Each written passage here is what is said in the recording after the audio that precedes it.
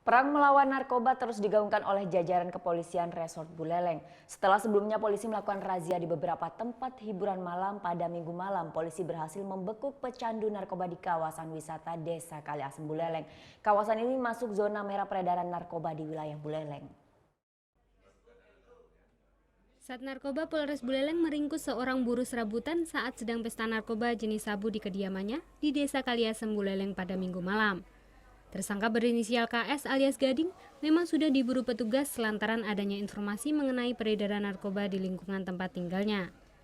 Namun Kasat Narkoba Polres Buleleng, AKP Ketut Ajiana, berawal adanya informasi akan terjadi transaksi narkoba di kawasan wisata Lovina.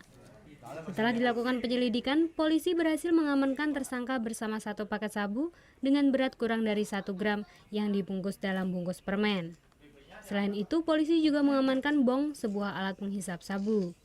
Diduga tersangka mendapatkan barang haram tersebut dari jaringan Sidatapa. Sampai saat ini, tersangka ini belum mau membuka siapa yang memberikan bahan ini. Kemarin kami sudah coba mengembangkan, tetapi masih belum dapatkan hasil. Mungkin itu yang kami bisa sampaikan kepada rekan semua. Jaringan mana nih? Ini masih kemungkinan besar terkait jaringan di Sidatapa. Menurut pengakuan pria berusia 52 tahun ini, barang haram tersebut dibelinya per paket sebesar Rp300.000.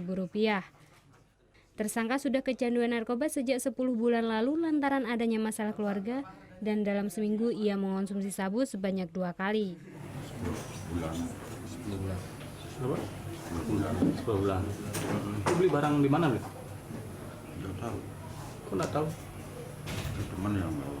Teman yang bawa. Dari mana temannya? Dari Kaliasem. Kaliasem.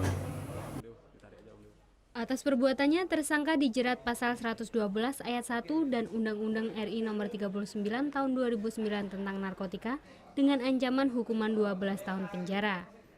Putu Wijana melaporkan untuk NET.